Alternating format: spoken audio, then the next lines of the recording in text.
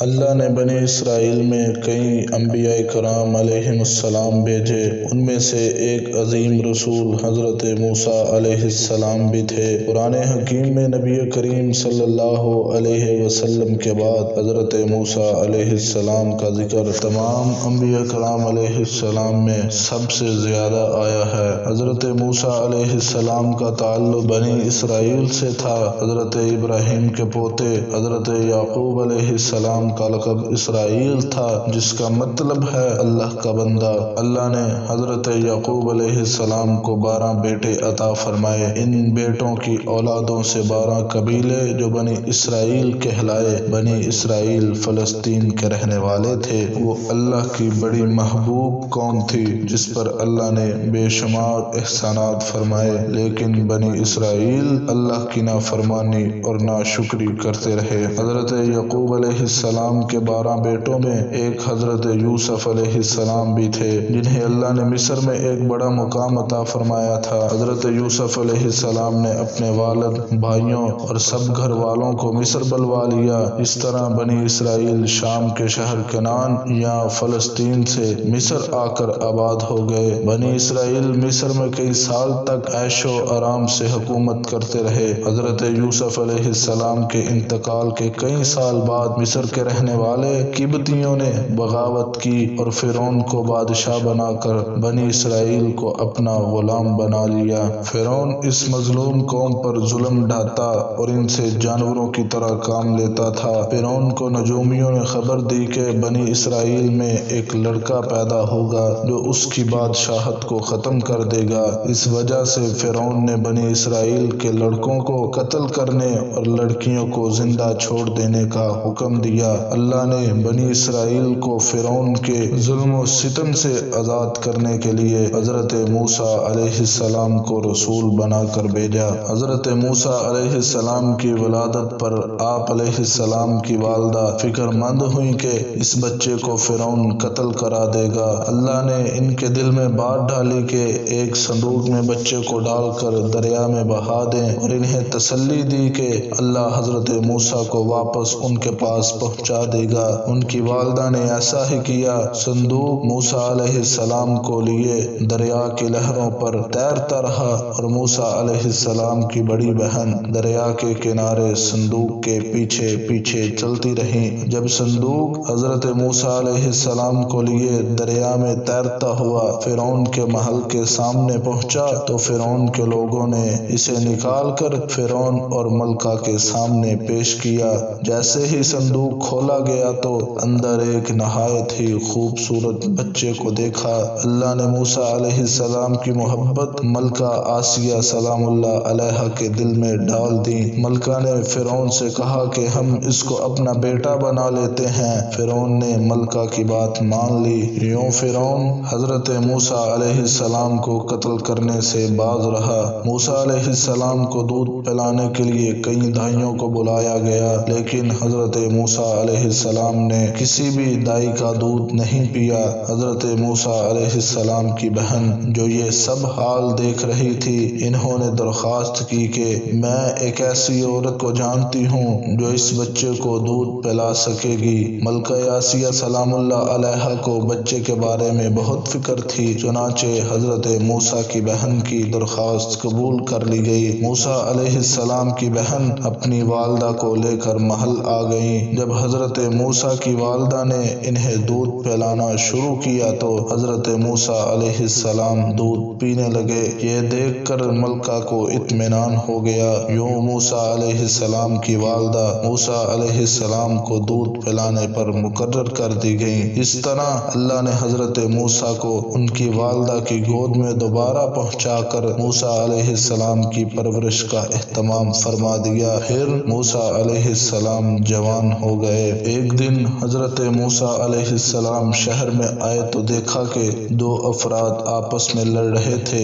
ایک کا تعلق موسیٰ علیہ السلام کی قوم یعنی بنی اسرائیل سے تھا اور دوسرا قبطی یعنی فرعون کی قوم سے تھا۔ اسرائیلی نے آپ کو مدد کے لیے پکارا۔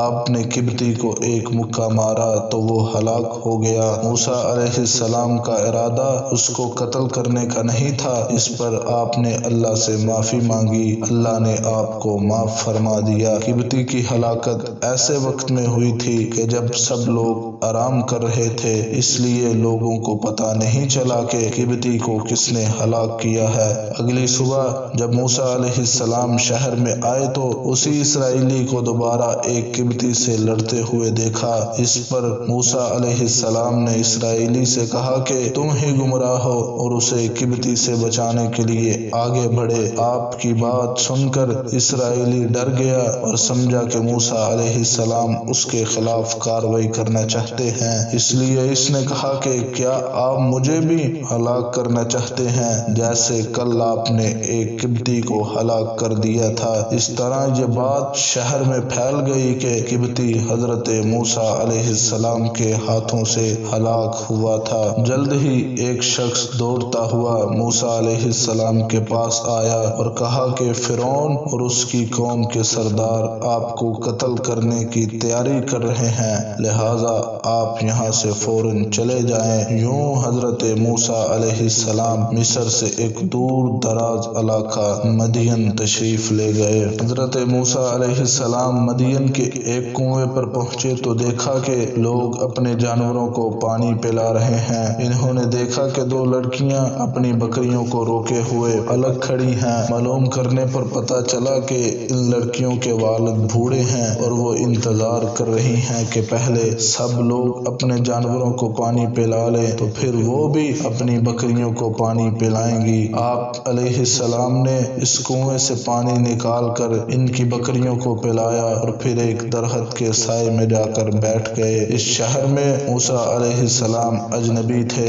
یہاں ان کے پاس نہ گھر تھا، نہ رشتہ دار، نہ مال، اور نہ ہی کچھ کھانے پینے کے لیے تھا، لیکن اس کے باوجود حضرت موسیٰ علیہ السلام گھبرائے نہیں۔ آپ نے اللہ سے دعا مانگی کہ اے میرے رب، تو مجھے جو بھی بھلائی عطا فرمائے میں اس کا محتاج ہوں۔ اللہ نے ان کی دعا قبول فرمائی اور لڑکیوں کے والد اور ان کے اہل خانہ کی وساطت سے حضرت موسیٰ علیہ السلام کی تمام ضرورتوں کو پورا فرما دیا۔ تھوڑی دیر بعد ان لڑکیوں میں سے ایک موسیٰ علیہ السلام کے پاس آئی اور کہا کہ ہمارے والد آپ کو بلا رہے ہیں تاکہ بکریوں کو پانی پلانے پر آپ کو اجرت دیں۔ موسیٰ علیہ السلام ان کے والد کے پاس پہنچے اور ان کو اپنا سارا حال سنایا۔ انہوں نے آپ کو تسلی دی اور کہا کہ آپ ڈریں نہیں، آپ ظالموں سے نجات پا چکے ہیں۔ ان لڑکیوں میں سے ایک نے کہا کہ ابا جان، انہیں اجرت پر رکھ لیجئے کیونکہ یہ طاقتور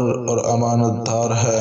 بزرگ نے حضرت موسیٰ علیہ السلام سے کہا کہ اگر آپ 8 سال میرے ہاں کام کریں یا اپنی خوشی سے 10 سال پورے کریں تو میں اپنی دونوں لڑکیوں میں سے ایک کی شادی آپ سے کر دوں گا۔ حضرت موسیٰ علیہ السلام نے ان کی بات قبول فرما لی اور 10 سال تک ان کے پاس رہے۔ 10 سال مدین میں رہنے کے بعد موسیٰ علیہ السلام اپنے گھر والوں کو لے کر مصر کی طرف روانہ ہوئے۔ راستے میں رات کے وقت صحرا سے گزرتے ہوئے شدید سردی تھی۔ موسیٰ علیہ السلام کو کوہ طور کی طرف آگ دکھائی دی۔ آپ علیہ السلام نے اپنے گھر والوں سے فرمایا کہ تم یہیں ٹھہرو، میں نے آگ دیکھی ہے، میں جا کر وہاں سے ہاتھ سینکنے کے لیے کچھ انگارے لاتا ہوں یا راستے کی کوئی خبر معلوم کرتا ہوں۔ موسیٰ علیہ السلام جب وہاں پہنچے تو اللہ نے آپ علیہ السلام کو ایک بہت بڑی سعادت عطا فرمائی، یعنی اللہ نے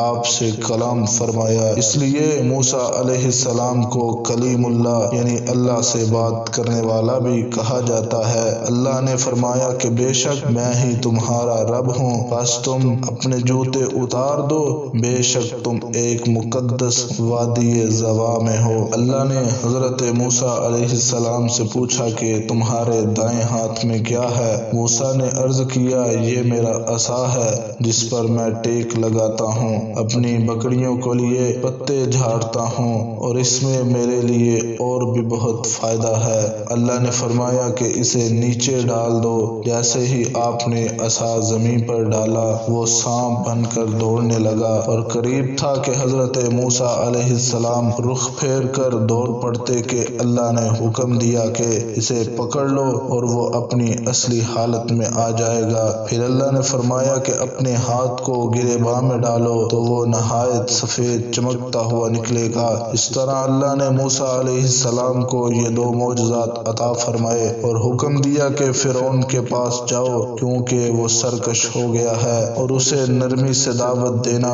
موسیٰ علیہ السلام نے اللہ سے اپنے لیے دعا مانگی اور اپنے بڑے بھائی حضرت ہارون علیہ السلام کے لیے دعا مانگی کہ ان کو بھی میری مدد کے لیے نبوت عطا فرما۔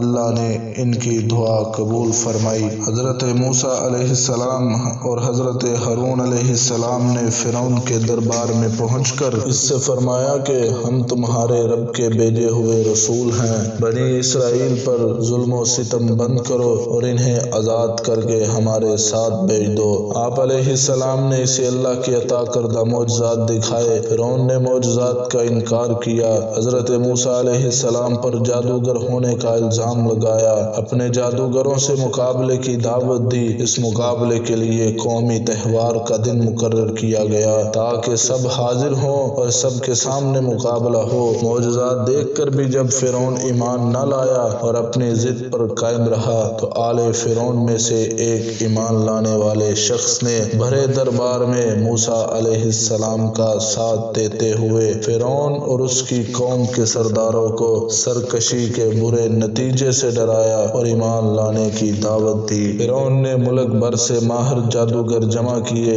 انہیں انعامات کا لالچ دے کر موسیٰ علیہ السلام کے مقابلے کے لیے میدان میں بھیجا۔ جب آمنا سامنا ہوا تو جادوگروں نے کہا کہ اے موسیٰ، پہلے آپ کام شروع کریں گے یا ہم اپنا جادو پیش کریں؟ موسیٰ علیہ السلام نے فرمایا کہ پہلے تم اپنا جادو پیش کرو۔ جادوگروں نے اپنی رسیاں اور لاٹھیاں زمین پر ڈالیں تو لوگوں کو دوڑتی ہوئی نظر آئی جیسے سانپ ہوں۔ اللہ نے حضرت موسیٰ علیہ السلام کو اپنا عصا زمین پر ڈالنے کا حکم فرمایا تو عصا ایک بہت بڑا اژدہا بن گیا جس نے جادوگروں کی بنائی ہوئی تمام جھوٹی چیزوں کو نگل لیا۔ جادوگر یہ معجزہ دیکھ کر بے اختیار سجدے میں گر پڑے اور مسلمان ہو گئے۔ لوگ یہ سب کچھ دیکھ کر حیران رہ گئے۔ فرعون شدید غصے ہوا اور جادوگروں سے بولا کہ کیا تم میری اجازت کے بغیر ایمان لے آئے؟ اس نے الزام لگایا کہ موسیٰ علیہ السلام ان جادوگروں کے بڑے ہیں جنہوں نے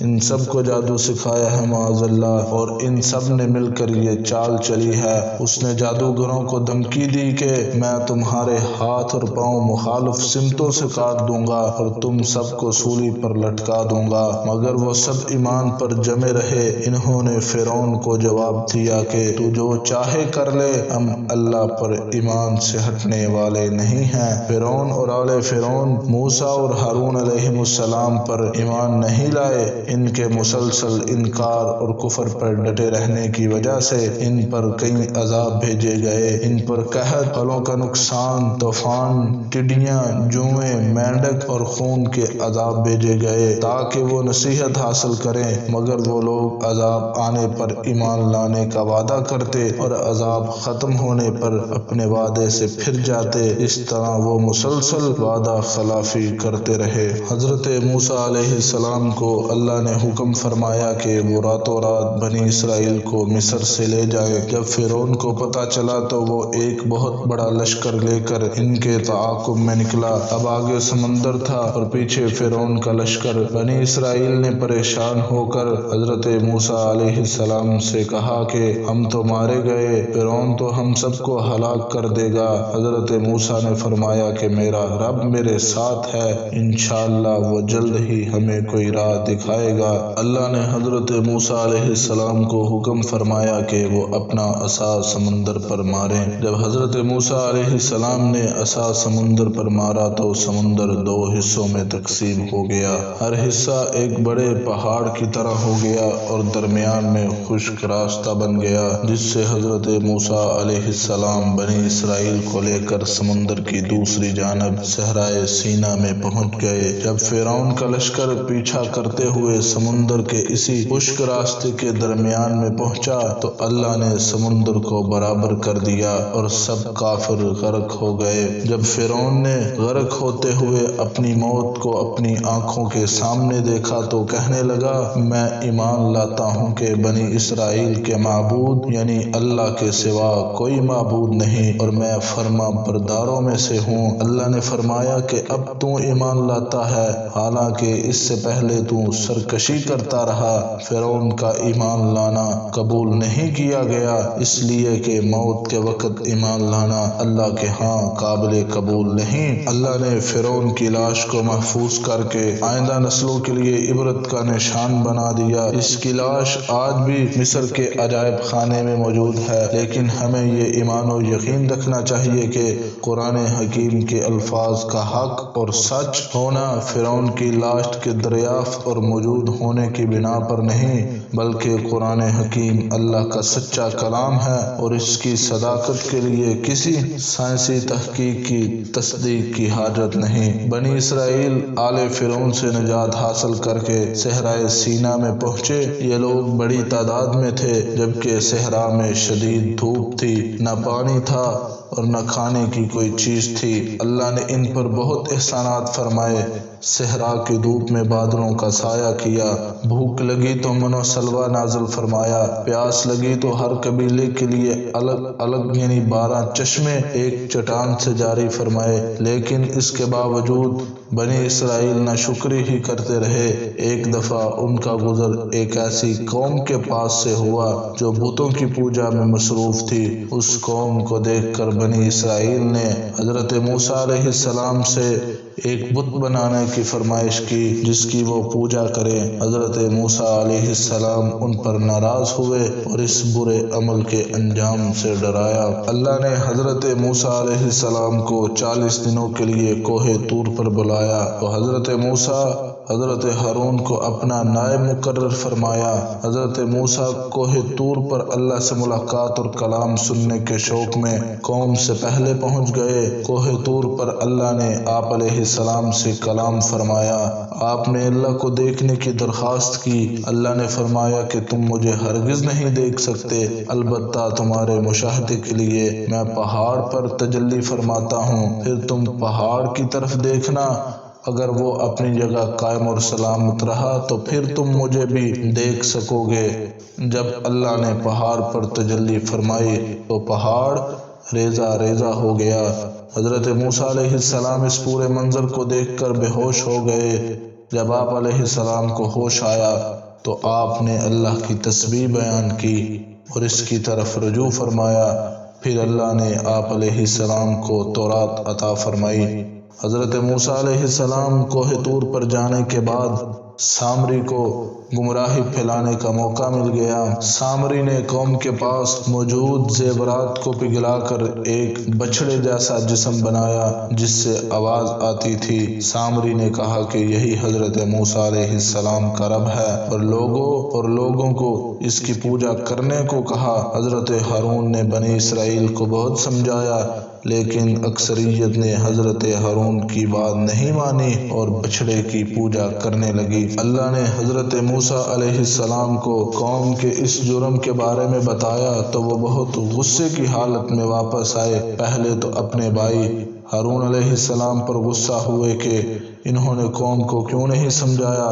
جب انہوں نے ساری حقیقت بتائی تو پھر موسیٰ علیہ السلام نے سامری سے پوچھا کہ تیرا کیا معاملہ ہے؟ اس نے کہا کہ میرے دل نے چاہا کہ میں ایسا کروں۔ موسیٰ علیہ السلام نے اسے کہا کہ جا تو ساری زندگی لوگوں سے یہ کہتا رہ کہ مجھے ہاتھ نہ لگانا اور تو اسی تکلیف میں ذلیل و رسوا ہوگا۔ سامری کے بنائے ہوئے بچھڑے کو جلا کر اس کی راکھ پانی میں بہا دی گئی۔ حضرت موسیٰ علیہ السلام نے بنی اسرائیل سے فرمایا کہ وہ اپنے اس جرم پر اللہ سے توبہ کریں، اور اس کی قبولیت کی شرط یہ ہے کہ وہ ایک دوسرے کو قتل کرے۔ حضرت موسیٰ علیہ السلام کے اس حکم پر عمل کرتے ہوئے ہزاروں اسرائیلی قتل کیے گئے، اور بالآخر اللہ نے بنی اسرائیل کی توبہ قبول فرمائی اور ان کے جرم کو معاف فرما دیا۔ حضرت موسیٰ علیہ السلام بنی اسرائیل میں سے 70 سرداروں کو لے کر کوہ طور پر پہنچے، جہاں انہوں نے ایک مطالبہ کیا کہ اے موسیٰ، جب تک ہم اللہ کو اپنی آنکھوں سے نہ دیکھ لیں آپ کی بات نہیں مانیں گے، جس پر اللہ نے ایک زلزلہ اور بجلی کی کڑک سے ان کو ہلاک کر دیا۔ حضرت موسیٰ علیہ السلام کی دعا کے نتیجے میں ان سب کو دوبارہ زندگی ملی۔ پھر جب بنی اسرائیل نے اللہ کی طرف سے دیے گئے احکامات چھوڑ دیے تو اللہ نے پہاڑ کو بنی اسرائیل کے سروں پر اٹھا کر ان سے وعدہ لیا کہ وہ دین پر عمل کریں گے اور اللہ کے احکامات کو یاد رکھیں گے، لیکن اس کے باوجود ان لوگوں نے نافرمانی جاری رکھی۔ بنی اسرائیل کو اللہ نے صحرا کے ویرانے میں من و سلوہ یعنی دانے دار میٹھی غذا اور پرندوں کا گوشت عطا فرمایا، لیکن بنی اسرائیل نے حضرت موسیٰ علیہ السلام سے مطالبہ کیا کہ ہم ایک ہی طرح کا کھانا کھاتے کھاتے تنگ آ گئے ہیں۔ آپ علیہ السلام اپنے رب سے دعا فرمائیں کہ وہ ہمارے لیے زمین سے سبزیاں، گندم، مسور اور پیاز وغیرہ اگا دے۔ حضرت موسیٰ علیہ السلام نے قوم سے فرمایا کہ تم اللہ کی بڑی نعمت کے بجائے کم تر نعمت مانگ رہے ہو، اگر تم یہی کچھ چاہتے ہو تو پھر کسی شہر میں چلے جاؤ، وہاں تمہیں یہ سب چیزیں مل جائیں گی۔ اللہ نے بنی اسرائیل کو فلسطین میں داخل ہونے کا حکم فرمایا۔ اس وقت وہاں ایک نہایت سخت اور جنگجو قوم عمالقہ آباد تھی۔ بنی اسرائیل نے بزدلی دکھائی اور لڑنے سے صاف انکار کر دیا۔ وہ حضرت موسیٰ علیہ السلام سے کہنے لگے کہ آپ علیہ السلام اور آپ کا رب ان سے جا کر جنگ کرے، ہم تو ادھر ہی بیٹھے ہیں۔ انہوں نے مزید کہا کہ جب یہ قوم شہر چھوڑ دے گی تب ہم اس میں داخل ہو جائیں گے۔ حضرت موسیٰ علیہ السلام نے اپنی قوم کا یہ جواب سن کر اللہ کی بارگاہ میں عرض کی کہ اے اللہ، میں صرف اپنے اور اپنے بھائی پر اختیار رکھتا ہوں، لہذا ہم میں اور نافرمان قوم میں جدائی ڈال دے۔ اللہ نے حضرت موسیٰ کی دعا قبول فرمائی۔ بنی اسرائیل 40 سال تک صحرا میں بھٹکتے رہے۔ اس دوران حضرت موسیٰ اور حضرت ہارون کا بھی انتقال ہو گیا۔ پھر 40 سال بعد بنی اسرائیل کی اگلی نسل جوان ہوئی، جن کے درمیان اللہ نے حضرت شمویل علیہ السلام کو نبی بنا کر بھیجا۔ انہوں نے قوم کی درخواست پر حضرت طالوت کو بادشاہ مقرر فرمایا۔ ان کی سرپرستی میں بنی اسرائیل نے قوم عمالقہ کے خلاف جہاد و قتال کیا، جس کا اس وقت فلسطین پر قبضہ تھا۔ اس جہاد و قتال کے نتیجے میں جالوت اور عمالقہ کا بادشاہ اور سپہ سالار تھا، حضرت داؤد علیہ السلام کے ہاتھوں سے قتل ہوا۔ یوں بنی اسرائیل کو حضرت طالوت کے دور سے عروج حاصل ہوا۔ اس طرح حضرت طالوت کی بادشاہت کے بعد حضرت داؤد علیہ السلام اور پھر حضرت سلیمان علیہ السلام کی بادشاہتیں قائم ہوئیں۔